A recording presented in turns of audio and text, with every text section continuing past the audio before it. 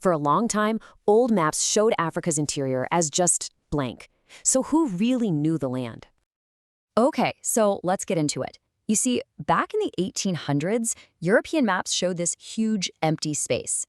But that whole idea of a dark continent, it just wasn't the real story.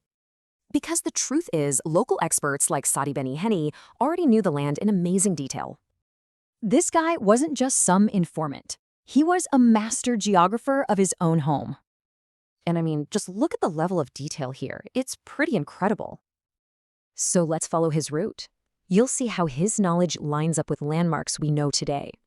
He talked about its top being exceedingly white, something that really baffled people back then. And check this out, his Doenyo Ebor is directly linked to Kenya on those early missionary maps. And yep, you guessed it, today we know that landmark as Mount Kenya. He also described how its peak would glitter, changing from gold to silver and even black. Get this, he traveled for 60 days along its shore and still couldn't find the end. His names for this giant lake, like Nyanja, all point to what we now call Lake Victoria.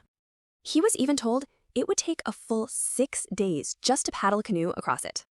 But it wasn't just about locations. The place names themselves actually told stories. Take Bongo Kundu. That name wasn't just a label, it pointed to a really important local resource. Same thing with Gwasungishu. The name literally told you, hey, there's a river here for cattle. And these routes were planned with insane precision, measured right down to the hour between stops. So you see, this wasn't just a map of the land, it was a map of people and cultures. What this all shows is a landscape that was completely known, named, and lived in.